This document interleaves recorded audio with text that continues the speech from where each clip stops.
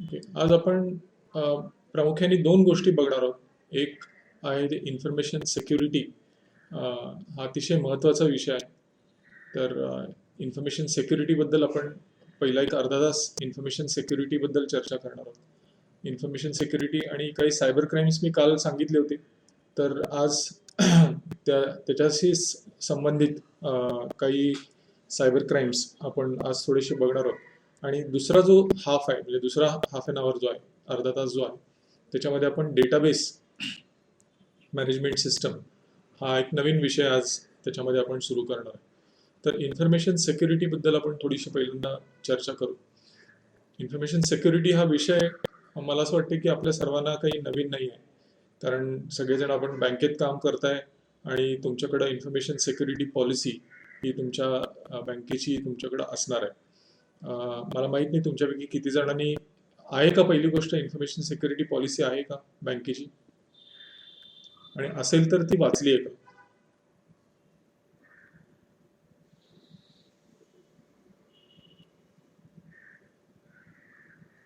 मला उत्तर अपेक्षित आहे. बँकेची इन्फॉर्मेशन सिक्युरिटी पॉलिसी आहे का, आणि असेल तर ती वाचलेली आहे का?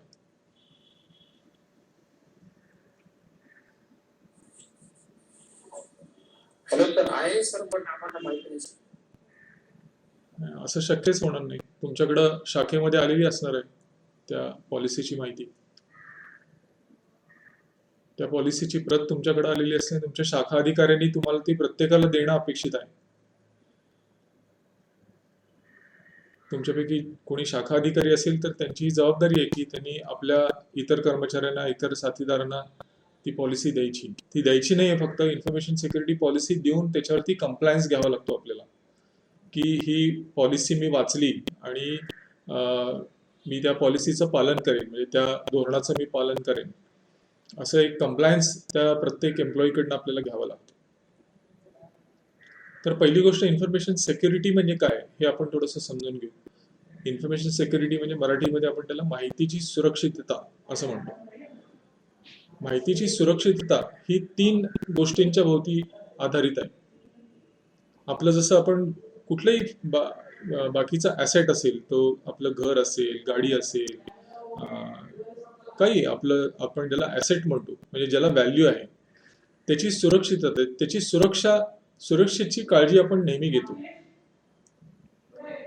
आज आज अशी परिस्थिती आहे की इन्फॉर्मेशन ही सुद्धा आपल्यासाठी ॲसेट आहे. आपल्यासाठी म्हणजे मी आता आपल्या ऑर्गनायझेशन बद्दल बोलतोय. आपल्या वैयक्तिक तर आहेच आहे, पण आपल्या संस्थेसाठी सुद्धा संस्थेची जी माहिती आहे, इन्फॉर्मेशन आहे, ही इन्फॉर्मेशन माहिती ही संस्थेच्या दृष्टीनं संस्थेच्या दृष्टीनं एक ॲसेट आहे. आता आपण जशी आपल्या गाडीची सुरक्षेची काळजी घेतो, म्हणजे आपण त्याच्यावरती गाडी जी आपण आहे ती आपण पार्किंगमध्ये लावतो. त्यानंतर त्याला दरवाजा आहे का नाही, दरवाजा लावला का नाही आपण गाडीची, त्याची खात्री आपण करून घेतो. नुसताच दरवाजा लावत नाही तर त्या दरवाजाला लॉक असतं, म्हणजे जेणेकरून कोणी उघडून आतमध्ये जाऊ नये, आतल्या गोष्टींची चोरी होऊ नये, ह्याची काळजी आपण त्याच्यामध्ये घेतलेली असते. आपण गाडीच्या गॅरेजच्या तिथं CCTV बसवतो. या सगळ्या गोष्टी आपण नॉर्मली करतो. म्हणजे आपण ज्यावेळी गाडीच्या काळजीबद्दल आपण ज्यावेळी बोलतो, आपण ज्या सोसायटीमध्ये राहतो त्या सोसायटीमध्ये सुरक्षेची व्यवस्था केलेली असते. तिथं सिक्युरिटी गार्ड असतो, CCTV कॅमेरे असतात, अशा अनेक गोष्टी असतात. आपण आग लागली तर त्याची यंत्रणा आपल्याकडं तिथं उपलब्ध असते. तर अशा या सगळ्या गोष्टीची काळजी आपण घेत असतो. ही जशी आपण इतर ॲसेटच्या बाबतीत काळजी घेतो, तसं इन्फॉर्मेशनच्या बाबतीत, म्हणजे माहितीच्या बाबतीत काय धोके संभवतात ह्याची काही कुणाला कल्पना आहे का? माहिती आपली जी असते त्या माहितीमध्ये मुख्यत्वे 3 गोष्टी असतात. त्याला आपण म्हणतो CIA. C फॉर कॉन्फिडेन्शियालिटी, म्हणजे माहितीची गोपनीयता एक. C for confidentiality. I for integrity, म्हणजे त्या माहितीची अखंडितता आपण म्हणू. त्या अखंडितता म्हणण्यापेक्षा एकात्मिकता आपण त्याला असं म्हणू, इंटिग्रिटी. आणि A फॉर अवेलेबिलिटी, म्हणजे त्याची उपलब्धता. तर आपल्या माहितीला धोका ह्या 3 गोष्टीतनं संभवू शकतो. म्हणजे माहितीची गोपनीयता, त्याची इंटिग्रिटी म्हणजे एकात्मिकता, त्या माहितीची एकात्मिकता, आणि तिसरी गोष्ट त्याची अवेलेबिलिटी. या 3 माध्यमातून, ह्या 3 प्रकारे आपल्या माहितीला धोका संभवतो. हा धोका कशाच्या माध्यमातून ह्याला संभवतो, तर त्याच्यासाठी ह्या गोष्टी कारणीभूत होऊ शकतात. इकडे स्क्रीनवरती दिसत असेल तुम्हाला. तर ह्याला आपण म्हणतो सिक्युरिटी थ्रेट्स, म्हणजे आपल्या माहितीला धोका ह्या गोष्टीपासून संभावू शकतो. त्यातलं पहिली गोष्ट आहे, त्याला आपण म्हणतो, तुम्ही हे शब्द ऐकले असतील कदाचित, त्याला आपण म्हणतो ऍडवेअर, मॅलवेअर, फर्मवेअर. हे सगळ्या गोष्टी आपण ऐकलेल्या असतात बऱ्याच वेळा. तर ह्याच्यामध्ये मॅलवेअर म्हणजे काय? हा एक व्हायरसचा, कम्प्युटर व्हायरसचाच प्रकार आहे. मॅलवेअरच्या नंतर जे दिलेलं आहे ते कम्प्युटर व्हायरस. कम्प्युटर व्हायरसमध्ये अनेक प्रकार आहेत. एक असतो डिस्ट्रक्टिव्ह टाईपचा व्हायरस आणि दुसरा असतो नॉन डिस्ट्रक्टिव्ह टाईपचा व्हायरस. आणि कम्प्युटर व्हायरसेसचं क्लासिफिकेशन जे आहे ते आपण ह्या पद्धतीनं करू शकतो की त्याच्यामध्ये आपण त्याला म्हणतो मॅलवेअर. मॅलवेअरचा अर्थ काय? की असा व्हायरस हा काय? Basically virus is a computer program. त्याला मॅलवेअर का म्हणतात? कारण हा प्रोग्राम काय करतो की हा प्रोग्राम आपल्याला डिस्टर्ब करतो किंवा काही वेळा माहिती आपली डिस्ट्रॉय पण करतो. तर पहिली गोष्ट सगळ्यात आपण ही लक्षात ठेवायची की कम्प्युटर व्हायरस म्हणजे काय? तर कम्प्युटर व्हायरस हा एक प्रोग्राम आहे. बेसिकली कम्प्युटर लँग्वेज वापरून लिहिलेला हा प्रोग्राम आहे. तर ह्या व्हायरसमध्ये हे सगळे प्रकार आहेत. त्याच्यामध्ये मॅलवेअर म्हणतो आपण, वर्मवेअर म्हणतो, हे सगळे प्रकार आहेत त्याच्यामधले. तर कम्प्युटर व्हायरस हा एक प्रोग्राम आहे. आता मॅलवेअर म्हणजे काय? तर मॅलवेअर म्हणजे असा प्रोग्राम की ज्या प्रोग्राममुळे आपल्या कम्प्युटरला किंवा कम्प्युटरमध्ये साठवलेल्या माहितीला धोका पोहोचू शकतो. त्याला आपण म्हणतो मॅलवेअर. तसंच आणखीन एक प्रकार जो आहे त्याला आपण म्हणतो वर्म. आता इथं कम्प्युटरच्या ह्याच्यामध्ये वर्मवेअर म्हणतो आपण किंवा स्पायवेअर म्हणतो. हा स्पाय शब्द तुम्हाला कदाचित माहिती असेल. हे हा स्पायवेअर हा सुद्धा एक व्हायरसचाच प्रकार आहे. हा व्हायरस काय करतो की हा आपल्या कम्प्युटरवरती आपल्याला नकळत आपल्या कम्प्युटरवरती हा प्रोग्राम स्टोअर केला जातो. आणि हा प्रोग्राम काय करतो की आपण ज्या काही गोष्टी आपल्या कम्प्युटरवरती करत असतो त्या गोष्टीवरती हा प्रोग्राम जो असतो हा नजर ठेवून असतो. आणि आपल्या माहिती विना आपल्याला माहीत न होता आपण करत असलेल्या गोष्टी म्हणजे आपला युजर आयडी, आपला पासवर्ड, आपल्या अकाउंटच्या बद्दलची माहिती, ही अशी आपली जी गोपनीय माहिती असते, ही माहिती आपल्या नकळत बाहेर पाठवण्याचं काम या स्पायवेअर कडून केलं जातं. म्हणजे हा एक प्रोग्रामच आहे बेसिकली.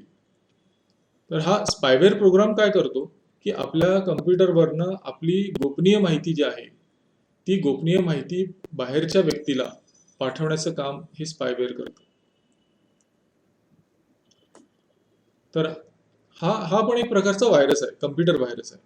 हे स्पायवेअर हा जो प्रकार आहे हा दोन्ही माध्यमातून होऊ शकतो. हा हार्डवेअरच्या माध्यमातूनही होऊ शकतो आणि सॉफ्टवेअरच्या माध्यमातून म्हणजे प्रोग्रामच्या माध्यमातूनही होऊ शकतो. हार्डवेअर जे असतं म्हणजे जे डिव्हाइस असतं त्याला म्हणतो आपण की लॉगर असं एक डिव्हाइस असतं. छोटंसं एक डिव्हाइस असतं.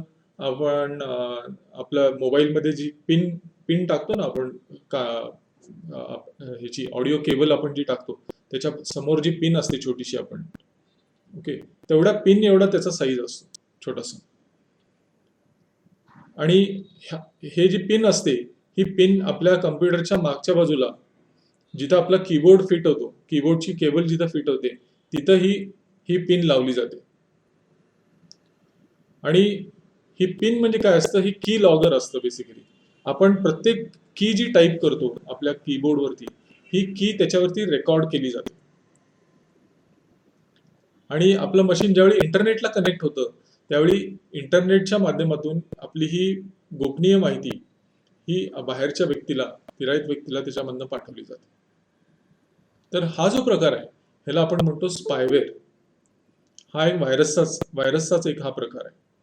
आणखीन एक प्रकार जो आहे त्याला आपण म्हणतो ट्रोजन हॉर्स किंवा ट्रोजन हॉर्स हा एक कन्सेप्ट आहे बेसिकली. पण ट्रोजन टाईपचा व्हायरस आपल्याला बघायला मिळतो. हा ट्रोजन म्हणजे काय असतं बेसिकली? हे एक टाइम बॉम्ब सारखं हा प्रोग्राम असतो. म्हणजे हा एक ठराविक इन्सिडेन्सला, ठराविक ऍक्टिव्हिटी झाल्यानंतर हा ट्रोजन, हा व्हायरस जो आहे, हा प्रोग्राम आहे, हा ऍक्टिव्हेट होतो. तुम्ही एक व्हायरसचं नाव ऐकलंय की नाही मला करायची माहिती नाही. त्या व्हायरसचं नाव आहे फ्रायडे द 13th. ह्या ह्या हे पिक्चरचं नाव नाही आहे, हे व्हायरसचं नाव आहे, फ्रायडे द 13th. तर फ्रायडे द 13th हा व्हायरस जो आहे, हा काय होतो की हा फ्रायडे आणि 13 तारीख हे कॉम्बिनेशन जर एकत्र आलं, म्हणजे कुठल्याही एका शुक्रवारी जर 13 तारीख आली, तर हा व्हायरस ऑटोमॅटिकली ऍक्टिव्हेट होतो. आणि हा व्हायरस काय करतो, तर आपल्या संगणकावरती, आपल्या कम्प्युटरवरती उपलब्ध असलेली सगळी माहिती ही डिलीट करून टाकतो त्याच्यामध्ये. तर हा जो प्रकार आहे, हा टाइम बॉम्ब सारखं काम करतो. टाइम बॉम्ब काय होतो की एक टाइम सेट केलेला असतो त्या टाइम बॉम्ब मध्ये, आणि त्या पर्टिक्युलर टाइमला, तो पर्टिक्युलर टाइम त्या घड्याळामध्ये झाला की त्या बॉम्बचा स्फोट होतो. एक्झॅक्टली तसंच काम या ट्रोजन प्रकारच्या व्हायरसच्या माध्यमातून केलं जातं. तर ह्या व्हायरसचं स्पेशालिटी काय, याचं वैशिष्ट्य काय, की हा व्हायरस हा एक ठराविक इन्सिडन्स नंतर, ठराविक ऍक्टिव्हिटी नंतर हा व्हायरस ऍक्टिव्हेट होतो. तर तुम्हाला त्याचं मी उदाहरण सांगितलं की फ्रायडे द 13 म्हणजे फ्रायडे आणि 13 तारीख असं एकत्र आलं तर हा व्हायरस ऍक्टिव्हेट होतो.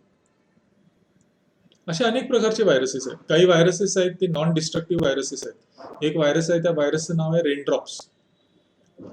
या नावावरूनच तुमच्या लक्षात येईल की हा व्हायरस जर तुमच्या सिस्टमवरती आला, तुमची सिस्टम जर याच्यानं इन्फेक्ट झाली, तर तुमच्या स्क्रीनवरती असलेलं प्रत्येक कॅरेक्टर हे असं पावसाचं थेंब पडल्यासारखं टप टप टप टप खाली खाली पडणार. या व्हायरसचं नाव आहे रेनड्रॉप. आता हा व्हायरस डिस्ट्रक्टिव्ह आहे का, तर नाही, हा नॉन डिस्ट्रक्टिव्ह प्रकारच्या व्हायरस प्रकारात मोडतो. पण होतं काय की आपण काम करत असताना जर असं सुरू झालं की एक प्रत्येक कॅरेक्टर वरनं, स्क्रीनवरनं टपकन पडते आणि खाली टास्कबारवरती ते साठवलं जाते, म्हणजे तिथं दिसतंय आपल्याला असं ढीग पडलेला, तर हे डिस्टर्ब करतं आपल्याला. तर हे डिस्टर्बिंग आहे, म्हणजे हे डिस्टर्बिंग प्रकारचे प्रोग्राम आहे. म्हणजे ह्याच्यातनं आपला डेटा तर जात नाही, पण आपलं काम जे आहे त्या कामामध्ये अडथळे निर्माण होतात. तर अशा अशा पद्धतीचे अनेक व्हायरसेस आपल्याला बघायला मिळतात. लाखो व्हायरसेस आपल्याला या IT फील्डमध्ये आहेत. आणखीन एक आहे व्हायरस, त्या व्हायरसचं नाव आहे मॅडोना. मॅडोना आपल्या सर्वांना माहिती आहे की प्रसिद्ध पॉप सिंगर आहे. तर हा व्हायरस जर तुमच्या सिस्टमवरती आला तर तुम्हाला मॅडोना तुमच्या स्क्रीनवरती गाणं म्हणताना आणि डान्स करताना दिसेल. आणि आपण कुतूहलानं त्याच्याकडे बघत राहतो की हे पिक्चर कसं काय आपोआप सुरू झालं आपल्या स्क्रीनवरती. आणि हे आपण बघत असताना तो तो प्रोग्राम काय करतो की आपल्या हार्ड डिस्कवरचा जो संपूर्ण डेटा आहे, हा डेटा डिलीट करून टाकतो. तर असे अनेक प्रकारचे व्हायरसेस आहेत. तर ह्या व्हायरसेसमुळं मी मगाशी तुम्हाला जे सांगितलं की कॉन्फिडेन्शियलिटी, इंटिग्रिटी आणि अवेलेबिलिटी, त्यातले कॉन्फिडेन्शियलिटी आणि अवेलेबिलिटीला धोका निर्माण करण्याचं काम हे कम्प्युटर व्हायरसेसमुळे होऊ शकतं. कसं, तर मी तुम्हाला सांगितलं की स्पायवेअर जे आहे तो आपली गोपनीय माहिती बाहेर पाठवतो, त्यामुळं गोपनीयतेला धोका त्याच्यामधून निर्माण होतो. आणि माहितीची अवेलेबिलिटी म्हणजे आपल्याला हवी असेल त्यावेळी ती माहिती मिळाली पाहिजे आपल्याला. आता एखाद्या व्हायरसने आपलं हार्ड डिस्क समजा क्रॅश करून टाकली, हार्ड डिस्कवरचा डेटा संपूर्ण उडवून टाकला, तर आपल्याला ती माहिती मिळेल का, तर त्याचं उत्तर आहे नाही, आपल्याला ती माहिती मिळणार नाही. म्हणजे त्या माहितीची अवेलेबिलिटी त्यामुळे धोक्यात आली. तर हे अशा प्रकारचे व्हायरसेस आपल्याला त्याच्यामध्ये बघायला मिळतात. तर कम्प्युटर व्हायरसेस मधून हा धोका निर्माण होऊ शकतो. इंटिग्रिटी, काही व्हायरसेस आहेत. तुम्ही 3 इडियट्स पिक्चर बघितला असेल तर तुम्हाला माहिती असेल त्याच्यामध्ये की अर्थात त्याच्यामध्ये त्या कॅरेक्टरने ते पर्पजली केलेलं असतं. पण असे काही व्हायरसेस आहेत की ते व्हायरसेस काय करतात की तुमच्या डॉक्युमेंट, म्हणजे तुमच्या वर्ड डॉक्युमेंटवरती त्याचा परिणाम होतो. तुम्हाला जर 3 इडियट पिक्चर तुम्ही बघितला असेल तर तिथं त्याच्यामध्ये तुम्ही एन्जॉय केला असेल तो मुवमेंट, त्यातला जो आहे तो सीन जो आहे तो व्हायरस काय करतो की तुमच्या वर्ड डॉक्युमेंटला त्याचं इन्फेक्शन जर झालं, तर तुमच्या सगळ्या वर्ड डॉक्युमेंटमध्ये जिथं जिथं तुम्ही सर लिहिलं असेल त्या सरला इडियट करून टाकतो. बघा किती किती डेंजरस हा व्हायरस आहे. तर अशा अनेक प्रकारचे व्हायरसेस आहेत आणि ह्या व्हायरसेस पासून मी तुम्हाला म्हटलं तसं आपल्या माहितीच्या गोपनीयतेला आणि माहितीच्या उपलब्धतेला या दोन्हीलाही धोका संभवतो. म्हणून आपण काय करतो की त्याच्यावरती एक उपाय म्हणून जसं आपण आपल्या कारची जशी सुरक्षेची काळजी घेतो तसं आपल्याकडे अँटीव्हायरस सॉफ्टवेअर आपल्याकडे असलं पाहिजे. म्हणजे व्हायरसवरती मात करायला व्हायरसवरती म्हणजे व्हायरसवरती 100% प्रोटेक्शन नाही आहे. काल मी तुम्हाला सांगितलं होतं याच्याबद्दल की जगभरात कुठलंही सिक्युरिटी सोल्युशन असं नाही की जे तुम्हाला 100% गॅरंटी देईल किंवा 100% सिक्युरिटी प्रोव्हाइड करेल. असं कुठलंही सोल्युशन जगात नाही. तर व्हायरसेसवरचं म्हणजे व्हायरसेसवरती उपाय हा 100% नाही आहे. कारण रोज नवीन नवीन व्हायरस त्याच्यामध्ये येतात. तर आपलं अँटीव्हायरस सॉफ्टवेअर जे असतं तुम्हाला माहिती असेल की अँटीव्हायरस सॉफ्टवेअर हे आपल्याला रेग्युलरली अपडेट करावं लागतं. त्याचे जे पॅचेस असतात ते डाउनलोड करावे लागतात. हे तुमच्या शाखेमध्ये होत असणार आहे रोज. तुम्हाला माहिती आहे की नाही मला माहित नाही. ही माहिती करून घ्या की तुमच्या कम्प्युटरवरती तुमच्या ब्रँचमध्ये असलेल्या सर्व्हरवरती हे अँटीव्हायरस सॉफ्टवेअर अपडेटेड आहे की नाही हे बघणं आपल्याला खूप महत्वाचं आहे. तर ह्या सगळ्या ज्या गोष्टी आहेत ह्या आपण बघितल्या पाहिजेत की अँटीव्हायरस सॉफ्टवेअर काय करतं की हे व्हायरसेसचं इन्फेक्शन जर आपल्या सिस्टमवरती झालं असेल तर ते इन्फेक्शन काढून टाकण्याचं काम हे अँटीव्हायरस सॉफ्टवेअर करत असतात. ह्याच्यामध्ये आणखीन एक शब्द वापरला जातो बऱ्याच वेळा जो आजकाल खूप प्रचलित झालेला आहे त्याला आपण म्हणतो क्वारंटाईन. म्हणजे काय की अँटीव्हायरस सॉफ्टवेअरला असं लक्षात आलं की हा पर्टिक्युलर प्रोग्राम म्हणजे व्हायरस जो आहे तो हा व्हायरस आहे बेसिकली म्हणजे हा डेंजरस आहे आपल्या सिस्टमच्या दृष्टीनं आणि त्याचं सोल्युशन समजा त्या अँटीव्हायरसकडे नसेल at that point of time त्यावेळी जर त्याच्याकडं त्याचं सोल्युशन नसेल तर त्या प्रोग्रामला बाजूला काढून ठेवलं जातं. या कोरोना व्हायरसमुळे हा शब्द खूप परिचित झालाय क्वारंटाईन. म्हणजे काय की त्याला बाजूला ठेवणे. जो मॅलिशियस प्रोग्राम आहे मॅलवेअर टाईपचा व्हायरस आहे प्रोग्राम आहे त्या प्रोग्रामला बाजूला काढून ठेवलं जातं आणि ज्यावेळी त्याच्यावरचं सोल्युशन तयार होईल म्हणजे लस तयार होईल त्यावेळी ती लस त्याच्यावरती अप्लाय करून ते क्लीन केलं जातं. तर ह्या सगळ्या गोष्टीपासून आपल्याला धोका संभवतो. इथं तुम्ही आणखीन एक गोष्ट इथं दिसत असेल तुम्हाला त्याला आपण म्हणतो बॉटनेट. बॉटनेट म्हणजे काय की हा एक प्रकारचा अटॅक आहे आपल्या सिस्टमवरती केला जाणार. आपण आता नंतर बघणार आहोत त्याला आपण म्हणतो denial of service attack DOS. हा एक प्रकारचा सायबर क्राईम आहे किंवा सायबर अटॅक आहे. तर ह्या डिनायल ऑफ सर्व्हिस अटॅक मध्ये काय होतं की आपल्या सिस्टमला अननेसेसरीली बिझी ठेवलं जातं. थोडक्यात तुम्ही काहीतरी काम करताय आणि तुम्हाला दर 5 मिनिटांनी येऊन एखादा तुमचा शिपाई जो आहे तो जस्ट येऊन तुम्हाला काहीतरी मेसेज देतो. त्या मेसेजला काही अर्थ नाही म्हणजे तो मेसेज कामाचा नाही पण तो दर 5 मिनिटांनी येऊन तुम्हाला काहीतरी तुमच्याशी बोलतोय काहीतरी मेसेज देतोय. थोड्या वेळानंतर तुमची रिॲक्शन काय होईल तर तुम्ही चिडाल त्या व्यक्तीवरती त्या तुमच्या पिऊनवरती. त्याला काय डिस्टर्ब करतोयस मला सारखं मला काम करू देशील का नाही. तर हाच प्रकार ज्यावेळी कम्प्युटरच्या बाबतीत घडतो त्याला आपण म्हणतो डिनायल ऑफ सर्व्हिस अटॅक. म्हणजे कम्प्युटरला त्याची रेग्युलर सर्व्हिस जी आहे क्लायंटला देण्याची जी सर्व्हिस आहे त्या देण्यापासून रोखणे त्याला आपण म्हणतो डिनायल ऑफ सर्व्हिस अटॅक. तर हा डिनायल ऑफ सर्व्हिस अटॅक 2 माध्यमातून केला जातो. डिनायल ऑफ सर्व्हिस आणि त्याचाच आणखीन एक ऍडव्हान्स जो प्रकार आहे त्याला आपण म्हणतो DDoS distributed denial of service attack. तर हा जो डॉस अटॅक आहे डिनायल ऑफ सर्व्हिस अटॅक जो आहे हा या बॉटनेटच्या माध्यमातून केला जातो. म्हणजे काय की एक सिस्टम अशी केली जाते की ती सिस्टम अननेसेसरीली तुमच्या सर्व्हरला रिक्वेस्ट पाठवत राहील. तुम्हाला पिंग शब्द माहिती असेल पिंग कमांड कदाचित माहिती असेल. ही पिंग कमांड आपण ज्यावेळी एखाद्या दुसऱ्या कम्प्युटरला देतो त्यावेळी आपण काय करतो की हॅलो म्हणण्यासारखं आहे. बेसिकली एक कम्प्युटर दुसऱ्या कम्प्युटरला हॅलो म्हणण्यासारखं आहे. पिंग करणे म्हणजे हॅलो करणे. तर सतत जर तो एक कम्प्युटर त्या दुसऱ्या सर्व्हरला किंवा कम्प्युटरला पिंग करत राहिला तर अननेसेसरी त्याला उत्तर देण्यामध्ये तो कम्प्युटर बिझी राहतो. आणि ज्या जेन्युइन युजर्स आहेत ज्यांना त्या कम्प्युटरनी सर्व्हिस देणं अपेक्षित आहे त्या कम्प्युटर्सला किंवा क्लायंट्सला त्याची सर्व्हिस मिळत नाही त्या सर्व्हरची. तर हा जो प्रकार आहे हा बॉटनेटच्या माध्यमातून केला जातो. तर बॉटनेट म्हणजे काय की एका पर्टिक्युलर मशीनवरनं अननेसेसरली सर्व्हरवरती रिक्वेस्ट पाठवत राहणे आणि त्या सर्व्हरला बिझी ठेवायचं. फालतूच्या कामामध्ये. तर हे जे आहे ह्याला आपण म्हणतो डिनायल ऑफ सर्व्हिस अटॅक. आता ह्याचाच थोडासा ऍडव्हान्स प्रकार काय आहे की ह्याला आपण म्हणतो distributed denial of service attack. म्हणजे एका मशीनवरनं रिक्वेस्ट पाठवण्याऐवजी अशी 10 मशीन तयार करायची नेटवर्कमध्ये आणि त्या 10 मशीनवरनं त्या सर्व्हरवरती हॅलो हॅलो करत राहायचं. जस्ट इमॅजिन करा तुम्ही की काय होईल त्या सर्व्हरचं. 10 मशीनकडनं सतत हॅलो हॅलो हॅलो हॅलो केलं जातं. तर तो सर्व्हर जो आहे तो त्या इतर क्लायंट्सला ही सर्व्हिस आपली देऊ शकेल का? तर त्याचं उत्तर आहे नाही. तर हा जो प्रकार आहे ह्याला आपण म्हणतो distributed denial of service attack. आणखीन एक प्रकार हा जो खूप कॉमन आहे, बऱ्याच ठिकाणी तुम्ही ऐकलं असेल की त्याला आपण म्हणतो फिशिंग अटॅक.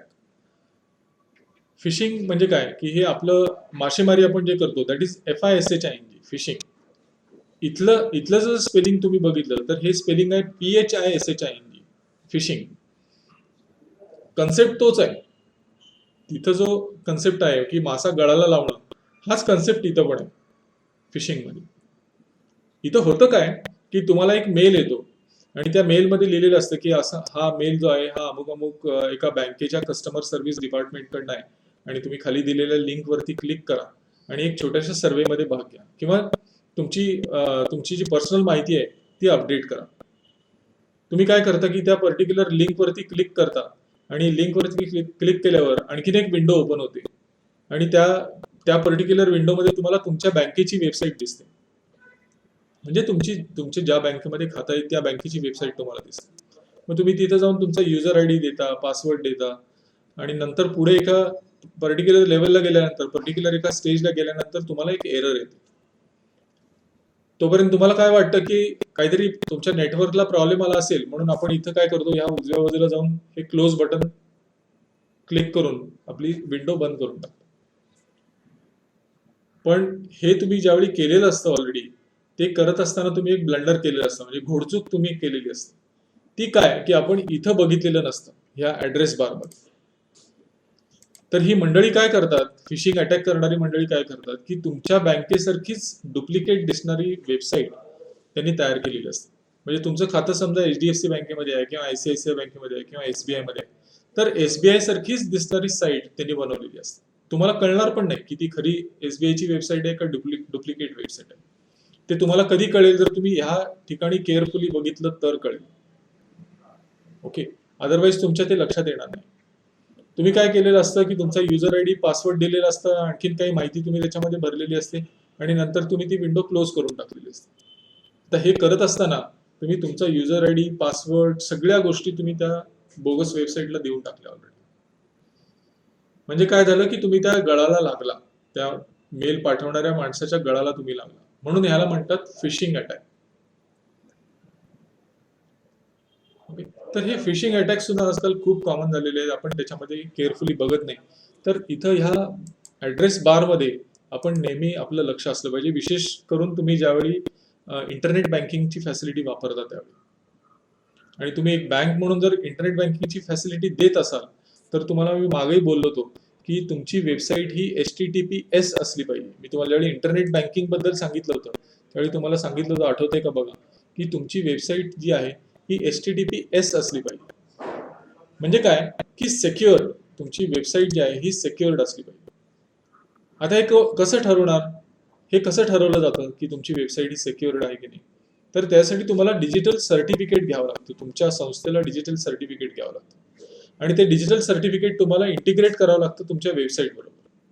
आणि हे ज्यावेळी तुम्ही कराल त्यावेळी तुमची वेबसाईट जी आहे ही HTTPS होते. आणि इथं बघा, हे वरती तुम्हाला दिसत असेल, हे लॉकचं चित्र जे आहे, कुलपाचं चित्र तुम्हाला त्याच्यावरती दिसतं. ह्याचा अर्थ आहे की तुमची वेबसाईट जी आहे ही HTTPS म्हणजे सेक्युअर झाली आहे, असा त्याचा अर्थ. तर ह्या गोष्टी तुम्हाला लक्षात ठेवणं खूप गरजेचं आहे. जसं एक कॉन्फिडन्स तुम्ही या कस्टमरला तुमच्या देत असता की HTTPS तुमची साईट ज्यावेळी असते त्यावेळी की बाबा तू ज्या वेबसाईटशी इंटरॅक्ट करतोय ती माझीच वेबसाईट आहे, म्हणजे आपल्या संस्थेचीच वेबसाईट आहे आणि ही सेफ आहे, सिक्युअर आहे. हा ॲश्युरन्स, ही गॅरंटी तुम्ही तुमच्या कस्टमरला त्याच्या माध्यमातून देत असता. तर ह्या सगळ्या गोष्टी आहेत, ह्या सगळ्या गोष्टींचा धोका आपल्याला त्याच्यामध्ये संभावत असतो. तर कम्प्युटर व्हायरस बद्दल मी तुम्हाला ऑलरेडी सांगितलं. वर्म हा एक कम्प्युटर व्हायरसचाच प्रकार आहे. तुम्हाला माहिती असेल की काही वर्षापूर्वी एक व्हायरस ह्या इंडस्ट्रीमध्ये आला होता आणि त्या व्हायरसचं नाव होतं आय लव्ह यू. इंटरेस्टिंग नाव आहे व्हायरसचं. आय लव्ह यू असं त्या व्हायरसचं नाव होतं. हा व्हायरस जो आहे हा या वर्म प्रकारात मोडतो. म्हणजे काय की हा व्हायरस जो आहे तुम्हाला एक मेल येतो आणि त्या मेलच्या सब्जेक्टमध्ये लिहिलेलं असतं आय लव्ह यू. आणि तो मेल कुणाला येतो, कुणाकडनं येतो तुम्हाला? तुमच्या एखाद्या मित्राकडनं किंवा तुमच्या कॉन्टॅक्ट लिस्टमध्ये असलेला जो कोणी असेल एखादा, त्याच्या नावावरनं तुम्हाला हा मेल पाठवलेला असतो. आता हा पाठवायला कोणी व्यक्ती तिकडे समोर बसलेली नाहीये. हे सगळं ऑटोमॅटिक म्हणजे ह्या प्रोग्रामच्या माध्यमातून होतं. तुम्हाला फक्त तिथं दिसतं की फ्रॉम मध्ये तुमच्या मित्राचं नाव आहे, तुमच्या ओळखीच्याचं नाव आहे आणि पुढे सब्जेक्ट मध्ये आहे आय लव्ह यू. तुम्हाला कुतूहल वाटतं की अरे हा असं काय लिहायला लागलाय मला आय लव्ह यू म्हणून. तुम्ही त्याच्यावरती क्लिक करता. तुम्ही जसं क्लिक कराल त्या सब्जेक्टवरती तसा तो मेल ओपन होतो आणि तुमच्या कॉन्टॅक्ट लिस्टमध्ये समजा 100 ऍड्रेसेस आहेत, 200 ऍड्रेसेस आहेत, 500 ऍड्रेसेस आहेत. त्या 500 ऍड्रेसेसना तुमच्या नावाने मेल पाठवला जातो. त्या मेलचा सब्जेक्ट असतो आय लव्ह यू. ह्याचा इफेक्ट बघा कसा आहे. ह्याला आपण म्हणतो टेक्निकल भाषेमध्ये आपण ह्याला म्हणतो कॅस्केडिंग इफेक्ट. म्हणजे एकाचे 10, 10चे 100, 100चे 1000, 1000चे 1,00,000 असा हा मल्टिप्लाइंग इफेक्ट आहे त्याच्यामध्ये. तर हा हा व्हायरस या इंडस्ट्रीमध्ये आला होता आणि याच्यामुळं कोट्यावधी डॉलर्सचं नुकसान युरोपियन देशांना सोसावं लागलं. कारण त्यांच्याकडे टेक्नॉलॉजी खूप ऍडव्हान्स स्टेजमध्ये आहे आणि तिथलं संपूर्ण नेटवर्क ह्याच्यामुळे ठप्प होऊन गेलं.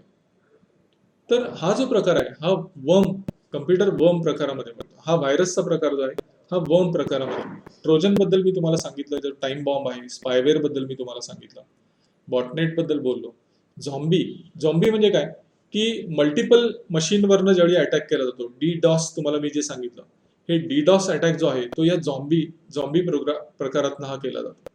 तर बॉटनेट हे सिंगल मशीनवरनं अननेसेसरी रिक्वेस्ट पाठवणे, दॅट इज बॉटनेट. आणि झॉम्बी म्हणजे मल्टिपल मशीन्सवरनं रिक्वेस्ट पाठवतात. बॅकडोर हा पण एक प्रकार आहे. त्याच्यामध्ये काय होतं की आपल्या नकळत आपण एखादी वेबसाईट ज्यावेळी ऍक्सेस करतो त्यावेळी किंवा आपण एखाद्यानं पाठवलेली फाईल डाउनलोड करतो त्याच्यासोबत हा बॅकडोर एंट्री करतो. बॅकडोर एंट्री करून तुमच्या सिस्टम मध्ये राहतो आणि तुमच्या सिस्टम मधून तुमच्या नेटवर्कवरती पसरतो. That is called as backdoor. तर हे असे व्हायरसेसचे अनेक प्रकार आहेत आणि ह्याच्यापासून आपल्याला जर बचाव करायचा असेल आपल्याला तर त्यासाठी लागणारी टेक्नॉलॉजी आपल्याला इम्प्लिमेंट करणं आवश्यक आहे. म्हणजे पहिलं काय की अँटीव्हायरस सॉफ्टवेअर ही सगळ्यात बेसिक लेवलची सिक्युरिटी आपल्याकडे, की बेसिक लेवलची सिक्युरिटी सिस्टम आपल्याकडे असली पाहिजे, अँटीव्हायरस असलं पाहिजे. तुम्ही फायरवॉल हा एक शब्द ऐकला असेल कदाचित. तो तुमच्या नॉर्मली डेटा सेंटरमध्ये आपल्याला बघायला मिळतो. तुमच्या ब्रँच लेवलवरती पण असू शकतो जर सर्व्हर तुमच्याकडे असेल तर. तर फायरवॉल म्हणजे काय की तिथं आपण थोडक्यात तुम्ही सिनेमा थिएटरमध्ये जाताना जसं डोर कीपर असतो मध्ये, डोर कीपर काय करतो की तुमचं तिकीट चेक करतो, त्याच शोचं तिकीट आहे का, त्याच थिएटरचं आहे का, या सगळ्या गोष्टी चेक करतो. तुमचा क्लास कुठला आहे हे बघून तुम्हाला तो आतमध्ये एंट्री देतो. एक्झॅक्टली हेच काम फायरवॉल करत असते. फायरवॉल हा एक शब्द आहे. आपल्याला एक घाणेरडी सवय असते, आपण हे जे टेक्निकल शब्द आहेत हे अननेसेसरी तोडतो मध्येच. मी बऱ्याच लोकांना बघितलंय की ते हार्डवेअर, हे हार्डवेअर हे 2 शब्द नाही आहेत. हार्डवेअर हा एकच शब्द आहे. सॉफ्टवेअर, हार्डवेअर हे 2 शब्द नाही आहेत. हार्डवेअर, सॉफ्टवेअर हे एक सिंगल शब्द आहे. तसंच अँटीव्हायरस हा एक शब्द आहे. हे 2 शब्द नाही आहेत. 2 केले की त्याचं मिनिंग बदलतं. फायरवॉल हे 2 शब्द नाही आहेत. हे फायरवॉल हा एक शब्द आहे. तर फायरवॉल काय करतं की डोर कीपर सारखं काम करत असतं. नोन व्यक्तीलाच आतमध्ये प्रवेश देण्याचं काम, म्हणजे नोन कम्प्युटरचंच कम्युनिकेशन आतमध्ये पोहोचू शकेल सर्व्हरवरती, ही व्यवस्था करण्याचं काम फायरवॉल करत असतं. तर ह्या सगळ्या गोष्टी आहेत. तर मी तुम्हाला काही सायबर अटॅक बद्दल तुम्हाला आता माहिती सांगितली आणि इन्फॉर्मेशन सिक्युरिटी बद्दल सांगितलं. हा एक शब्द तुम्हाला कदाचित तुम्ही बऱ्याच वेळा ऐकला असेल, ज्याला आपण म्हणतो स्पॅम. स्पॅमचा अर्थ काय की अनवॉन्टेड मेल्स. आता हे फिशिंग अटॅक तुम्हाला मग अशी मी जो सांगितला, हा फिशिंग अटॅक करणारी लोक स्पॅम पाठवतात. म्हणजे हजारो मेल्स हे त्या सिस्टमकडनं पाठवले जातात त्यांच्याकडनं बल्कमध्ये. याला आपण बल्क मेलिंग असंही म्हणतो. तर बल्क मेलिंग हे बऱ्याच वेळा स्पॅम म्हणून पकडलं जातं. स्पॅम म्हणजे काय? Unwanted mails. तर स्पॅम हा पण एक प्रकार जो आहे हा लोकांना ट्रॅप करण्यासाठी हा प्रकार वापरला जातो. म्हणजे मेल पाठवायची, अशी शेकडो हजारो मेल्स पाठवायची. 1000 मधले 100 लोकांनी जरी त्या लिंकवरती क्लिक केलं आणि आपली माहिती दिली तरी ते 1000 मेल पाठवणाऱ्यांचं काम झालं थोडक्यात. म्हणजे 900 लोकांनी तो मेल इग्नोर केला, पण 100 लोकांनी त्याच्यावरती क्लिक केलं तर 100 लोकांची युजर आयडी पासवर्ड त्या लोकांना मिळाले समोरच्या. तर हे खूप डेंजरस हा सगळा प्रकार आहे. मी तुम्हाला की लॉगर बद्दल पण सांगितलं. तर ह्या सगळ्या ज्या गोष्टी आहेत ह्या अतिशय महत्वाच्या आहेत. सायबर क्राईम हे जे घडतात, म्हणजे सायबर गुन्हे जे घडतात, हे सगळे ह्या वेगवेगळ्या प्रकारानं घडतात. म्हणजे स्पॅम मेल्स पाठवून घडतात, फिशिंग अटॅक आहेत. म्हणजे हे सगळे प्रकारचे अटॅक आहेत. हे अटॅक जे होतात त्याला आपण म्हणतो सायबर क्राईम. ह्या अटॅक मधनं जो परिणाम होतो त्याला आपण म्हणतो सायबर क्राईम.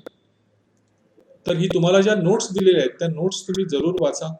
मी तुम्हाला वारंवार हेच सांगतोय की ह्या नोट्स ठेवायला नाही दिलेल्या नुसत्या, या नोट्स तुम्ही जरूर वाचा. या नोट्समध्ये खूप छान माहिती तुम्हाला दिलेली. मी आता हे स्क्रीनवरती तुम्हाला जे दाखवतोय त्या नोट्समधनंच दाखवतो. हे अतिशय सोप्या शब्दामध्ये दिलेल्या आहेत या गोष्टी, आणि या आता मी तुम्हाला ज्या सगळ्या समजावून सांगण्याचा प्रयत्न करतोय त्या सगळ्या गोष्टी त्याच्यामध्ये आहेत. तर मी तुम्हाला आता सायबर क्राईम, इन्फॉर्मेशन सिक्युरिटी, त्याच्यामधले 3 घटक CIA, confidentiality, integrity and availability, या 3 गोष्टी महत्वाच्या आहेत. या 3 गोष्टीला धोका कशापासून संभवतो तर ते सिक्युरिटी थ्रेट्स मी तुम्हाला सांगितले, आणि त्या सिक्युरिटी थ्रेट्सचा उपयोग करून ज्यावेळी गुन्हा घडतो त्याला आपण म्हणतो सायबर क्राईम्स. आणि ते सायबर क्राईम घडले तर त्याच्यावरती कायदेशीर तरतूद काय आहे हे मी तुम्हाला काल ऑलरेडी सांगितलेलं आहे कालच्या सेशनमध्ये. तर हा बराचसा पोर्शन जो होता आपला तो आपण त्याच्यामध्ये कव्हर केलेला. आता जर तुमची काही शंका असेल तर 1-2 मिनिटात विचारा, अदरवाईज आपण पुढच्या डेटाबेस मॅनेजमेंट सिस्टमकडे वळू, त्या सेशनकडे वळू.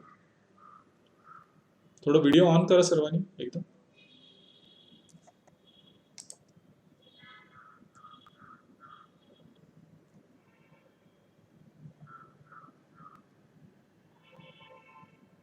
कुणाला काही शंका आहे, काही विचारायचं आहे? इन्फॉर्मेशन सिक्युरिटी आणि सायबर क्राईम, सिक्युरिटी थ्रेट्स आणि सायबर क्राईम याबद्दल मी तुम्हाला सांगितलं.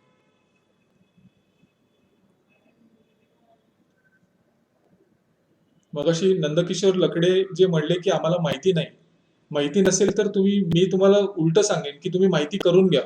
तुमच्या IT डिपार्टमेंट वाल्यांना विचारा की अरे बाबा आपल्याकडे इन्फॉर्मेशन सिक्युरिटी पॉलिसी काय आहे का. तुम्हाला उत्तर ऑटोमॅटिक मिळून जाईल की तो म्हणेल हा आहे, इन्फॉर्मेशन सिक्युरिटी पॉलिसी आपली आहे, आम्ही पाठवलेली आहे हेड ऑफिस मधनं, वाचली नाही का तुम्ही. तर हे तुमच्या IT वाल्यांना तुम्ही विचारा एकदा की असं काही आहे का आपल्याकडं. आम्हाला आमच्या सेशनमध्ये असं सांगण्यात आलं की इन्फॉर्मेशन सिक्युरिटी पॉलिसी प्रत्येक बँकेकडं असणं कंपल्सरी आहे. इन्फॉर्मेशन सिक्युरिटी ही पहिली स्टेज झाली. मी काल एका गोष्टीचा उल्लेख केला होता की आज RBI किंवा नाबार्ड आपल्याला काय म्हणते की तुमच्याकडे सायबर सिक्युरिटी फ्रेमवर्क असलं पाहिजे. म्हणजे प्रत्येक बँकेकडे एक प्रॉपर यंत्रणा, सायबर सुरक्षेची यंत्रणा असली पाहिजे असं RBIचं म्हणणं आहे, RBI आणि नाबार्डचं म्हणणं आहे. तर इन्फॉर्मेशन सिक्युरिटी तर ही पहिली स्टेप झाली. तुमचं स्टेटस जे आहे त्याच्या पुढे असणं अपेक्षित आहे RBI आणि नाबार्ड.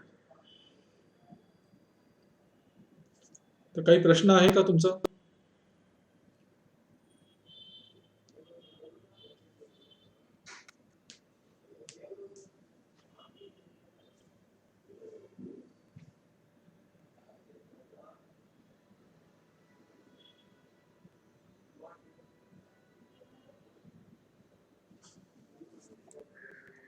तुमचा प्रश्न नसेल तर मी पुढे जातो.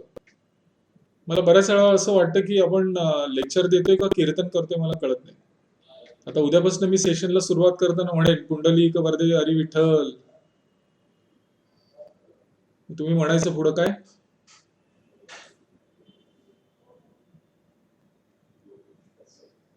उद्यापासून आपण सेशनला तशी सुरुवात करू.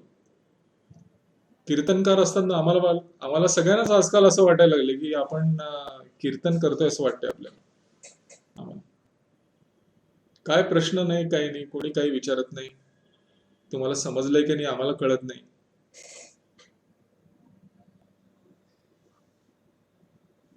व्हिडिओ तर ऑन करा सर्वजण.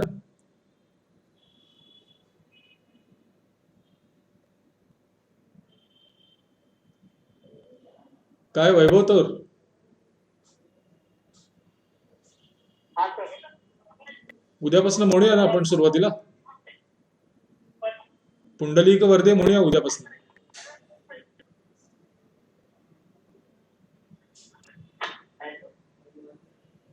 निलेश दापटे,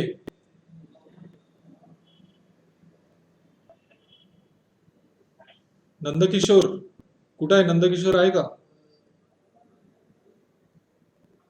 लकडे आहेत का? नंदकिशोर लकडे. हनबर madam,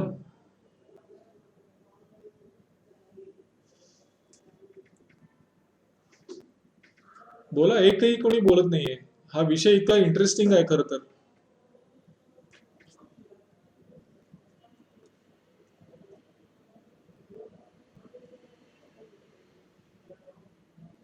हनबर madam, Gawade, Sneha Gawade madam, बोला.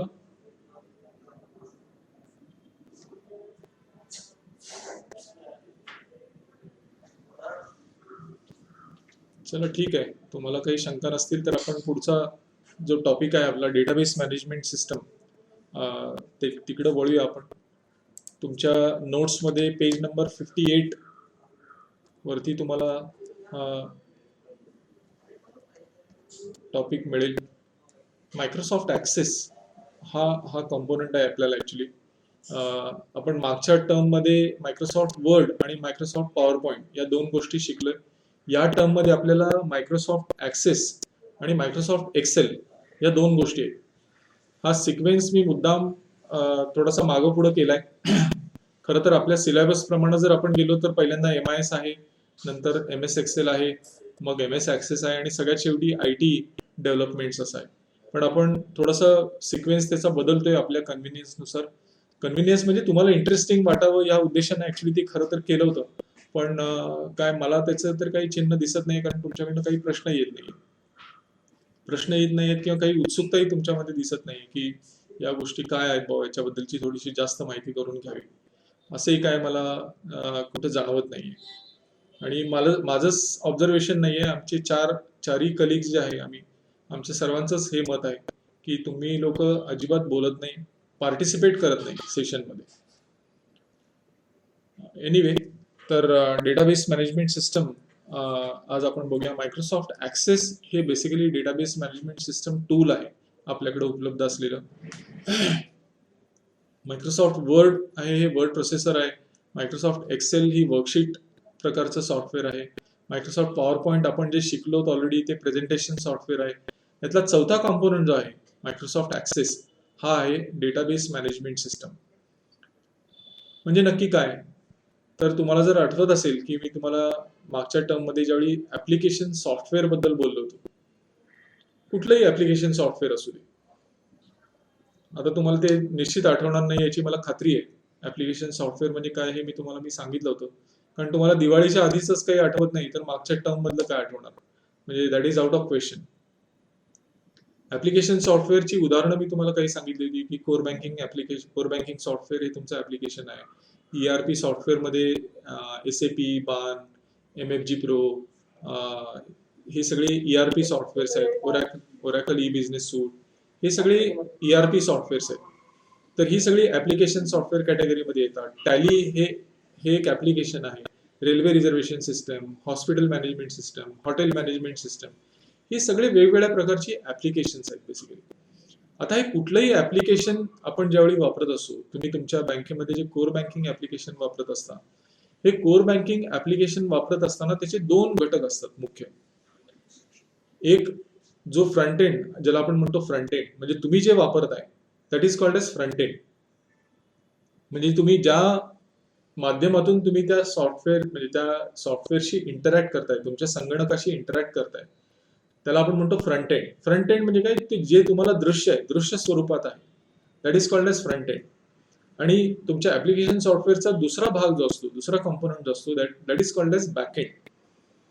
म्हणजे तुम्ही तुमच्या स्क्रीनवरती तुमच्या कस्टमरचा अकाउंट नंबर टाकता, त्या कस्टमरनी विड्रॉल करायची असलेली अमाऊंट टाकता, त्यानंतर त्याची सही आहे की नाही ती चेक करता. तर ह्या सगळ्या गोष्टी ज्या आहेत, डेट त्याच्यामध्ये पंच करता, तर ह्या सगळ्या गोष्टी तुम्ही ज्या की इन करता, की इन केल्यानंतर तुम्ही अकाउंट नंबर टाकल्यानंतर पटकन तुम्हाला त्या अकाउंट होल्डरची माहिती सगळी तुमच्या समोर येते. तुम्ही कधी अकाउंट होल्डरचं नाव टाईप करता का ट्रान्झॅक्शन भरताना? तुम्ही ट्रान्झॅक्शन भरत असताना तुम्ही त्या कस्टमरचं नाव भरता का कधी? नाही नाही. नाव भरत नाही तुम्ही त्या कस्टमरचा अकाउंट नंबर फक्त टाईप करता. तसंच तुम्ही कधी मॉलमध्ये खरेदी करायला गेला असाल तर समजा तुम्ही कोलगेट टूथपेस्ट खरेदी केली आहे, तर कधीही तुम्ही बघितलं नसेल की तो कोलगेट असं टाईप करतो तिथे. काही टाईप करायची गरज नाही. त्याला बारकोड रीडर आपण शिकलोय मागच्या टर्ममध्ये. बारकोड रीडरच्या समोर तो धरतो फक्त. त्या बारकोड रीड केला की ऑटोमॅटिकली त्या आयटमचं डिस्क्रिप्शन त्याच्या समोर येतं. तसंच तुम्ही ज्यावेळी त्या अकाउंट नंबर तुमच्या कस्टमरचा त्याच्यामध्ये फीड करता, त्या कस्टमरची माहिती तुमच्या समोर येते. त्यानंतर तुम्ही ते पैसे विड्रॉ करत असेल तर विड्रॉल अमाऊंट किंवा डिपॉझिट अमाऊंट त्याच्यामध्ये टाकता, डेट टाकता. या सगळ्या गोष्टी एंट्री केल्यानंतर तुम्ही ओके किंवा सबमिट म्हणता. तुम्ही ओके सबमिट केल्यानंतर ही माहिती नक्की जाते कुठं, ह्याचा कधी काही विचार केलाय का तुम्ही कुणी? त्या कस्टमरचा अकाउंट नंबर, त्या ट्रान्झॅक्शनची डेट, ती अमाऊंट, त्याचं डिस्क्रिप्शन, ह्या सगळ्या ज्या गोष्टी आहेत ह्या जातात कुठं नक्की? किंवा अकाउंट नंबर टाकल्यानंतर ती माहिती नक्की येते कुठून तुम्हाला? याबद्दल तुम्ही कधी उत्सुकतेनं विचारलंय का कुणाला? तुमच्या कलिगला विचारलंय का? तुमच्या IT डिपार्टमेंटच्या लोकांना विचारलंय का? किंवा तुम्हाला काही माहिती आहे का या संदर्भातली? नाही. तुम्हाला माहिती नाही. तुम्हाला माहिती करून घ्यायची इच्छा पण नाही. ती उत्सुकता तुमच्यामध्ये नाहीये. तर ही माहिती जी आहे, ही माहिती तुमच्या डेटाबेस सॉफ्टवेअरमध्ये स्टोअर केलेली असते. हे एक वेगळ्या पद्धतीचं सॉफ्टवेअर आहे. तुमच्या समोर तुम्ही ज्या माध्यमातून इंटरॅक्ट करताय, that is called as program, application, actual application. आणि ह्या ॲप्लिकेशन मधून कॅप्चर केलेला डेटा जो आहे, हा साठवण्याचं काम या डेटाबेस मॅनेजमेंट सिस्टम सॉफ्टवेअरमध्ये केलं जातं. म्हणजे हा डेटा अल्टिमेटली जाऊन स्टोअर होतो, साठवला जातो. कुठं? तर त्या डेटाबेस मॅनेजमेंट सिस्टम सॉफ्टवेअरमध्ये. म्हणजे डेटाबेस मॅनेजमेंट सिस्टम हा त्या सॉफ्टवेअरचा प्रकार आहे. तर त्या सॉफ्टवेअरमध्ये जाऊन हा डेटा तुमचा स्टोअर होतो. आणि तुम्हाला हवा असेल त्यावेळी तुम्हाला तो परतही दिला जातो. त्यात स्टोअर केला जातो, तो तुम्हाला परत दिला जातो. त्याच्यावरती प्रोसेसिंग प्रक्रिया केली जाते, त्यातनं रिपोर्ट जनरेट होतात. ह्या सगळ्या गोष्टी तुम्हाला डेटाबेस मॅनेजमेंट सिस्टम मुळे या शक्य होत असतात. आता तुम्ही कधी डेटाबेस मॅनेजमेंट सिस्टम बघितली आहे का? म्हणजे तुमचा डेटा ज्या सॉफ्टवेअरमध्ये स्टोअर होतं ते सॉफ्टवेअर तुम्हाला कधी दिसत नाही. तो डेटा कुठं स्टोअर होतोय ह्याचीही कल्पना तुम्हाला नाही. म्हणजे हे आपल्याला दृश्य स्वरूपात नाही आहे. म्हणून ह्या भागाला, ह्या कंपोनंटला आपण म्हणतो बॅकएंड. एक आपल्या समोर जे दिसतंय दॅट इज फ्रंट एंड, आणि हा डेटा जिथं जाऊन स्टोअर होतोय त्याला आपण म्हणतो बॅकएंड. फ्रंट एंड आणि बॅकएंड. तर बॅकएंडचं काम जे आहे, हे बॅकएंडचं काम ज्या सॉफ्टवेअरच्या माध्यमातून होत असतं, ज्या सॉफ्टवेअरमुळे होत असतं, त्या सॉफ्टवेअरला म्हणायचं डेटाबेस मॅनेजमेंट सिस्टम. आता या 3 शब्दांचे अर्थ आपण आज पहिल्यांदा थोडंसं समजावून घेऊ. डेटाबेस आहे तो. हा शब्द पुन्हा तोडायचा नाही. डेटाबेस हे 2 शब्द नाही आहे. डेटाबेस हा एक शब्द आहे. पण त्या शब्दामध्ये 2 घटक आहेत. एवढं मात्र खरं की डेटाबेस हे 2 शब्द आहेत त्याच्यामध्ये. हा दोन्ही शब्दाचा मिळून तो शब्द झालेला आहे डेटाबेस. तर डेटा बद्दल आपण बोललेलं आहे पूर्वी, तुम्हाला आठवत असेल तर. डेटाची व्याख्या जी आहे that is collection of facts and figures. डेटाची व्याख्या काय? तर collection of facts and figures. मग डेटाची व्याख्या ही जर आहे तर डेटाबेस म्हणजे नक्की काय? तर डेटाबेस म्हणजे collection of related data. Collection of related data. म्हणजे तुमच्या बँकेच्या डेटाबेसमध्ये आमच्या ICMच्या एम्प्लॉईजची माहिती असण्याची काय आवश्यकता नाही त्याच्यामध्ये. का आवश्यकता आहे? आम्ही कंडक्ट करत असलेले प्रोग्राम, आम्ही इथं काम करत असलेल्या व्यक्ती, ह्याची माहिती तुमच्या डेटाबेसमध्ये असण्याची काय आवश्यकता नाही. तुमच्या डेटाबेसमध्ये काय असणार? तुमच्या कस्टमरचा डेटा असणार, तुमच्या एम्प्लॉईचा डेटा असणार, त्या कस्टमरनी केलेले ट्रान्झॅक्शनचा डेटा असणार, त्या कस्टमरनी घेतलेल्या लोनचा डेटा असणार, त्याचे डिपॉझिटचा डेटा असणार. त्याची सेक्युरिटी तुमच्याकडे काय असेल तर तो डेटा तुमच्याकडे असणार. तर हा हा सगळा जो डेटा आहे, हा सगळा डेटा हा रिलेटेड डेटा आहे. तर डेटाबेस म्हणजे काय? तर कलेक्शन ऑफ रिलेटेड डेटा म्हणजे डेटाबेस. तर डेटाबेस आपण बघितलं. आता मॅनेजमेंट आपल्या सर्वांना माहिती आहे की management is act of planning, coordination, control. हे सगळं तुम्ही शिकलाय या मॅनेजमेंट सब्जेक्टमध्ये. म्हणजे planning, coordination, control, execution, feedback या सगळ्या गोष्टी ज्या आहेत ह्या मॅनेजमेंट मध्ये येतात, व्यवस्थापनामध्ये येतात. मग आता हे डेटाबेस आपण म्हणतोय काय की मॅनेजमेंट ऑफ डेटाबेस मॅनेजमेंट म्हणजे माझा डेटा स्टोअर करण्यासाठी ऍड, एडिट, डिलीट आणि रिपोर्ट हे करण्यासाठी उपलब्ध असलेली प्रणाली, उपलब्ध असलेली सिस्टम म्हणजे डेटाबेस मॅनेजमेंट सिस्टम. तर इथं मॅनेजमेंटचा अर्थ डेटाबेसशी संदर्भात आपण ज्यावेळी बोलतोय त्याचा अर्थ असा आहे की डेटा स्टोअर करणे, मॉडिफाय करणे, त्याच्यावरनं प्रोसेस करणे, रिपोर्ट तयार करणे, ह्या सगळ्या ज्या गोष्टी आहेत या सगळ्या गोष्टी मॅनेजमेंट मध्ये येतात, डेटाबेसच्या मॅनेजमेंट मध्ये येतात. तर डेटाबेस मॅनेजमेंट आणि तिसरा भाग यातला जो आहे त्याला आपण म्हणतो सिस्टम. ही एक सिस्टम आहे. हे सॉफ्टवेअर मायक्रोसॉफ्ट ऍक्सेस हा त्यातला एक प्रकार आहे. मायक्रोसॉफ्ट ऍक्सेस किंवा डेटाबेस मॅनेजमेंट सिस्टम आहे बेसिकली. सिस्टमची व्याख्या पण आपण मागच्या सत्रामध्ये बघितलेली आहे की सिस्टम म्हणजे set of interrelated components working together to achieve certain objective. ही व्याख्या आपण बघितली मागच्या टर्ममध्ये. तर इथं सुद्धा आपण ज्यावेळी डेटाबेस मॅनेजमेंट बद्दल बोलत असतो त्यावेळी हे डेटा ऍड करण्यासाठी, एडिट करण्यासाठी, मॉडिफाय करण्यासाठी, डिलीट करण्यासाठी, त्याच्यावरनं प्रोसेस करण्यासाठी, त्याच्यावरनं रिपोर्ट तयार करण्यासाठी आपल्याकडं काही कंपोनंट्स असण्याची आवश्यकता आहे, काही टूल्स असणं आवश्यक आहे. आणि ही टूल्स ज्यावेळी एकत्रित काम करतात सगळी त्याला आपण म्हणतो सिस्टम, डेटाबेस मॅनेजमेंट सिस्टम. तर हे एक प्रकारचं सॉफ्टवेअर आहे. आता तुम्ही म्हणाल सॉफ्टवेअर म्हणजे काय? तर सॉफ्टवेअरची व्याख्या पण आपण बघितलेली की software is a set of programs. तर असे अनेक प्रोग्राम एकत्रित काम करतायत ह्या मायक्रोसॉफ्ट ऍक्सेसच्या स्वरूपामध्ये, त्याला आपण म्हणतो डेटाबेस मॅनेजमेंट सिस्टम. येते लक्षात? तर डेटाबेस मॅनेजमेंट सिस्टमचं मी तुम्हाला फोड करून आता इथं सांगितलं. आता हे डेटाबेस मॅनेजमेंट सिस्टम ह्याच्यामध्ये आणखीन एक शब्द ह्याच्या मागं जोडलेला आहे, त्याला आपण म्हणतो RDBMS. R stands for relational database management system, RDBMS. तर मायक्रोसॉफ्ट ऍक्सेस हे जे सॉफ्टवेअर आहे हे एक RDBMS प्रकारामध्ये येतं. आता MS ऍक्सेस हे एकच सॉफ्टवेअर आहे का मार्केटमध्ये उपलब्ध? तर त्याचं उत्तर आहे नाही. मायक्रोसॉफ्ट ऍक्सेस हे मायक्रोसॉफ्टनी तयार केलेलं एक प्रोडक्ट आहे बेसिकली. त्या प्रोडक्टचा उपयोग आपण डेटाबेस म्हणून करू शकतो. पण मायक्रोसॉफ्ट ऍक्सेस हे एकमेव सॉफ्टवेअर नाही आहे मार्केटमध्ये उपलब्ध असलेलं. इनफॅक्ट मायक्रोसॉफ्ट ऍक्सेस हे एक एंट्री लेवलचं सॉफ्टवेअर आहे आपल्याला असं म्हणता येईल. आपण ज्यावेळी मोठ्या ऑर्गनायझेशन बद्दल चर्चा करतो तर त्या मोठ्या ऑर्गनायझेशन मध्ये मायक्रोसॉफ्ट ऍक्सेस तुम्हाला कधीही बघायला मिळणार नाही. तिथं डेटाबेस मॅनेजमेंटचं काम करणारी सॉफ्टवेअर वेगळी असतात. ती कुठली सॉफ्टवेअर?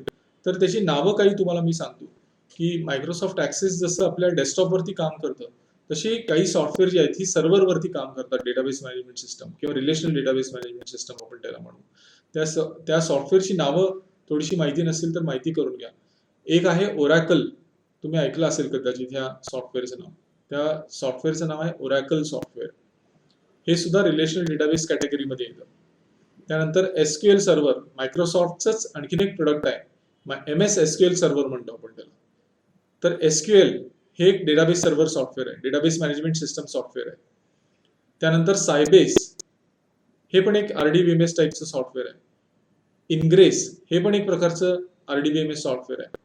ही सगळी जी सॉफ्टवेअर आहे ही प्राइस्ड सॉफ्टवेअर आहे. लायसन्स आहे त्याच्यासाठी. प्रत्येकासाठी आपल्याला लायसन्स लागतं. यापैकी कुठलंही सॉफ्टवेअर घ्या तुम्ही, मायक्रोसॉफ्ट ऍक्सेस असो, ओरॅकल असो, मायक्रोसॉफ्ट एसक्यूएल सर्व्हर असो, इनग्रेस असो, सायबेस असो, ही सगळी सॉफ्टवेअर जी आहेत ही प्राइस्ड सॉफ्टवेअर आहे. ह्याच्यासाठी आपल्याला पैसे मोजावे लागतात. मग ओपन सोर्स आपण मागच्या वेळी जे बघितलं होतं की ओपन सोर्स अशी एक प्रकारची सॉफ्टवेअर आपल्याला मार्केटमध्ये अवेलेबल आहे. त्या ओपन सोर्समध्ये सुद्धा आपल्याला डेटाबेस मॅनेजमेंट RDBMS सॉफ्टवेअर त्याच्यामध्ये बघायला मिळतात. तर ती कुठली? तर ओपन सोर्समध्ये आपल्याला MySQL नावाचं एक सॉफ्टवेअर RDBMS कॅटेगरीमध्ये आपण वापरू शकतो. MySQL आहे, त्याच्यामध्ये पोस्टग्रेस नावाचं एक सॉफ्टवेअर आहे. अशी काही सॉफ्टवेअर आपण ओपन सोर्स RDBMS या कॅटेगरीमध्ये येतात आपल्याला, तर ती आपण वापरू शकतो. तर ही जी सॉफ्टवेअर आहे ह्याला आपण म्हणतो RDBMS, relational database management system software. आता ही कुठली सॉफ्टवेअर तुम्ही घ्या, या सॉफ्टवेअरमध्ये, कारण ही सगळी RDBMS आहेत, म्हणजे रिलेशनल डेटाबेस मॅनेज करण्यासाठी उपलब्ध असलेली सॉफ्टवेअर आहे. तर याच्यामध्ये ते मॅनेज करण्यासाठी कुठली टूल्स उपलब्ध आहेत, तर त्याच्यामध्ये आपल्याला टेबल्स क्रिएट करता येतात. टेबल नावाचं टूल आहे त्याच्यामध्ये. फॉर्म ते टूल त्याच्यामध्ये अवेलेबल आहे. क्वेरी म्हणून त्याच्यामध्ये टूल अवेलेबल आहे, ज्याचा उपयोग आपल्याला डेटा प्रोसेस करण्यासाठी होतो. त्याच्यामध्ये रिपोर्ट नावाचं टूल अवेलेबल आहे आपल्याला, ज्याच्या माध्यमातून आपण रिपोर्ट तयार करू शकतो. त्याच्यामध्ये मॅक्रो आहे, आपण त्याच्यामध्ये सेट ऑफ कमांड्स एकत्रित रन करू शकतो. तर टेबलचा उपयोग काय आहे, तर डेटा साठवण्यासाठी, म्हणजे ते स्टोरेज युनिट आहे, बेसिकली स्टोरेज टूल आहे. तर टेबल वापरून आपण आपला डेटा स्टोअर करू शकतो.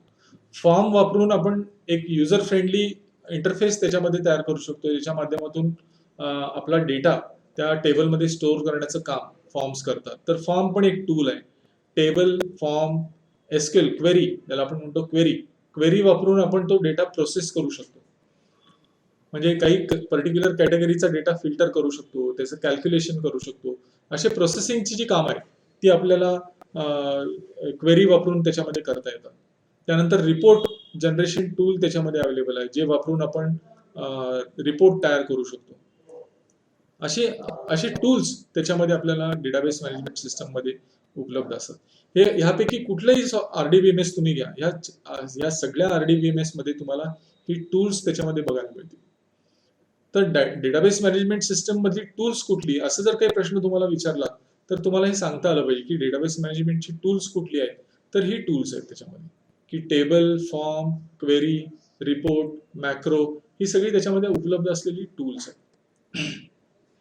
आता हा डेटा ज्यावेळी त्या टेबलमध्ये स्टोअर होतो, आपल्याला माहिती आहे की आपल्याला एखाद्या पेपरवरती जर काही माहिती गोळा करायची असेल तर आपण नॉर्मली काय करतो की अशा पद्धतीचं एक स्टेटमेंट तयार करतो. त्याच्यामध्ये सिरियल नंबर, नाव, डिस्क्रिप्शन, जे काय असेल अशा पद्धतीचं एक स्टेटमेंट तयार करतो. आता हे करत असताना समजा तुम्ही ही माहिती तुम्ही स्वतः भरणार नाहीये, तुम्ही लोकांच्याकडनं कलेक्ट करणार आहे, तर तुम्ही काय करता की इथं वरती हे कॉलम जे बनवलेले आहेत तुम्ही, त्या कॉलमला तुम्ही टायटल देता. कशासाठी? की तुम्ही हा पेपर ज्यावेळी सर्क्युलेट कराल, प्रत्येक व्यक्तीकडे हा पेपर ज्यावेळी जाईल, त्यावेळी त्या व्यक्तीला कळलं पाहिजे की कुठल्या कॉलममध्ये त्यांनी काय माहिती त्याच्यामध्ये देणं आवश्यक आहे. हे कळण्यासाठी आपण त्या कॉलमला हेडिंग देतो.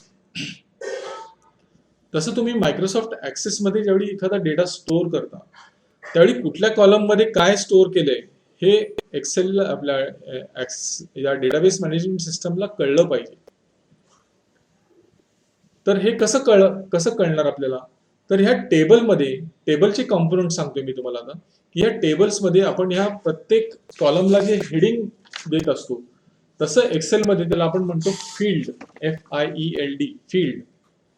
आपल्याला त्या टेबलमध्ये फील्ड तयार करावी लागतात. ते फील्ड आपल्याला सांगावं लागतं की फील्डमध्ये टेक्स्ट आहे का, न्यूमरिक आहे का, डेट आहे का, लॉजिकल आहे, काय आहे ते टेबलमध्ये आपल्याला त्या फील्डच्या समोर मेन्शन करावं लागतं. कारण कम्प्युटरला स्वतःहून काहीही करता येणार नाही, आपल्याला या सगळ्या गोष्टी कम्प्युटरला सांगाव्या लागतात. कम्प्युटरला स्वतःची मेमरी नाही, स्वतःची बुद्धी नाही, मेमरी नाही म्हणण्यापेक्षा बुद्धी नाही, कम्प्युटर स्वतःहून काही करणार नाही. तुम्हाला त्या टेबल तयार करत असताना त्या फील्डचं नावं द्यावी लागतील तुम्हाला. तुम्ही फील्डची नावं दिली म्हणजे serial number, name, date of birth, त्याचं क्वालिफिकेशन, हे तुम्ही दिलं त्याच्यामध्ये. तर हे काय केलं आपण की फील्ड नेम्स आपण सेट केली. या collection of fields is called as record. या टर्म्स तुम्हाला माहिती असणं आवश्यक आहे की फील्ड म्हणजे काय, की त्या कॉलमचं हेडिंग म्हणजे फील्ड.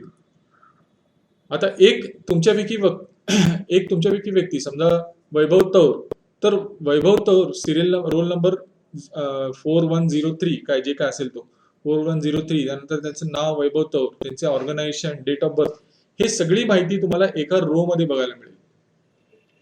तर हा रो जो असतो म्हणजे सेट ऑफ फील्ड्स, रो म्हणजे काय की बेसिकली सेट ऑफ फील्ड्स, ह्याला म्हणतात रेकॉर्ड. डेटाबेस टर्मिनॉलॉजी मध्ये ह्याला म्हणायचं रेकॉर्ड. फील्ड म्हणजे काय, it is similar to column name. आता मी तुम्हाला जे सांगतोय की मल्टिपल कॉलम्स पुट टुगेदर म्हणजे multiple fields together is called as record. फील्डच्या कॉम्बिनेशनला आपण म्हणतो रेकॉर्ड. अशी अनेक रेकॉर्ड म्हणजे रोल नंबर 4101, 4102, 4103 असे 4130 पर्यंत मी ज्यावेळी जाईल, हे झालं टेबल तयार फॉर बॅच 41 किंवा 42 जे काय असेल ते. तर हे झालं एक टेबल तयार म्हणजे 41, 42, 43 मी सगळ्या बॅचेसची रेकॉर्ड हे एका टेबलमध्ये स्टोअर करू शकतो. पण समजा जस्ट इमॅजिन करा की तुम्हाला रोल नंबर नाहीये, तर बऱ्याच वेळा आपण असं बघतो बघा की एकाच नावाच्या 2 व्यक्ती 3 व्यक्ती असू शकतात. तर असं चालेल का आपल्याला? आपण टेबलमध्ये डेटा स्टोअर करत असताना आपल्याकडे समजा वैभव तौर नावाची एक व्यक्ती ह्या 41 मध्ये पण आहे, 42 मध्ये आणि 43 मध्ये पण आहे, असं होऊ शकतं की नाही? पहिली गोष्ट तर नक्की होऊ शकतं. 3 वैभव तौर असू शकतात किंवा 3 एकाच नावाच्या व्यक्ती असू शकतात. मग मला कसं कळणार की वैभव तौर मी 41st बॅचचे म्हणतोय का 42nd चे म्हणतोय का 43rd चे म्हणतोय? त्यासाठी आपण ऑलरेडी व्यवस्था केलेली आहे की तुम्हाला रोल नंबर दिलेला आहे प्रत्येकाला. तो रोल नंबर सुद्धा तुम्ही जर केअरफुली बघितला असेल तर 41 म्हणजे तुमची बॅच इंडिकेट करतं त्याच्यामध्ये, आणि नंतर तुमचा जो रोल नंबर असेल तो म्हणजे काय की 4130 असेल तर ते वैभव तौर जे आहेत ते ह्या 41st बॅचचे आहेत. समजा सेकंड मध्ये पण एक वैभव तौर आहेत आणि त्यांचा नंबर आहे 4205, तर ते झाले बॅच 42nd मध्ये. तर हे जे एक फील्ड असतं जे युनिक आयडेंटिफिकेशन देतं त्या रेकॉर्डला, त्याला म्हणतात की फील्ड. की प्रायमरी की असं म्हणतो आपण त्याला म्हणतात प्रायमरी की. म्हणजे ते एक फील्ड जे युनिक आयडेंटिफिकेशन देतं. आपल्या ह्या केसमध्ये roll number is a unique field, unique column. तर ह्या सगळ्या ज्या गोष्टी आहेत ह्या डेटाबेसशी संदर्भात आहेत. तर मी तुम्हाला काय सांगितलं की field, set of fields is called as record आणि set of records is called as table. म्हणजे ह्या टेबलमध्ये मी ज्यावेळी 41st batch, 42nd batch, 43rd batch आणि येणाऱ्या पुढच्या बॅचेस या सगळ्यांचं रेकॉर्ड मी ज्यावेळी एका टेबलमध्ये स्टोअर करेन, एकाच टेबलमध्ये साठवेन, त्या सगळ्या डेटाला मिळून म्हणायचं टेबल. तर टेबल हे तुम्हाला मी आज सांगितलं. उद्या नेक्स्ट सेशनमध्ये आपण ह्या गोष्टी प्रॅक्टिकली बघू.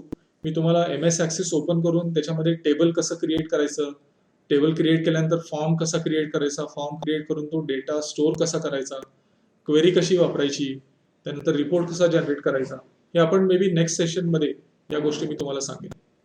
या प्रॅक्टिकली कशा हँडल करायच्या. याच्यामध्ये बऱ्याचशा गोष्टी ज्या आहेत या थेरॉटिकल आहेत. तुम्हाला ह्या ज्या नोट्स दिलेल्या आहेत या नोट्स तुम्ही जरूर वाचा. पुन्हा पुन्हा मी तुम्हाला त्याच गोष्टी सांगतोय, कारण ह्या सगळ्या गोष्टी आपल्याला उपलब्ध असलेल्या वेळामध्ये कव्हर करणं कठीण आहे. मी तुम्हाला खूप महत्वाच्या ज्या गोष्टी आहेत त्याच्यामध्ये सांगतोय, आणि प्रॅक्टिकल गोष्टी ज्या तुम्हाला कदाचित कुठं वाचून समजणार नाही, त्या प्रॅक्टिकल गोष्टी मी तुम्हाला नेक्स्ट सेशनमध्ये प्रॅक्टिकल डेमॉन्स्ट्रेशन दाखवेन की MS ॲक्सेसमध्ये काम एक्झॅक्टली कसं केलं जातं. तर ते तुम्हाला मी पुढच्या सेशनमध्ये सांगतो. जर तुम्हाला काही प्रश्न असेल तर विचारायला हरकत नाही. नेक्स्ट सेशनमध्ये आपण MS ॲक्सेस कंटिन्यू करू. पुढच्या सेशनमध्ये आता मी तुम्हाला सांगितलेल्या गोष्टी मी कव्हर करेन. टेबल क्रिएट करणं, प्रायमरी की डिफाईन करणं, फॉर्म क्रिएट करणं, या सगळ्या गोष्टी आपण नेक्स्ट सेशनमध्ये बघू. मॅडम जॉईन झाल्यात मला वाटतं. तुमचे काही प्रश्न असतील तर पटकन विचारा.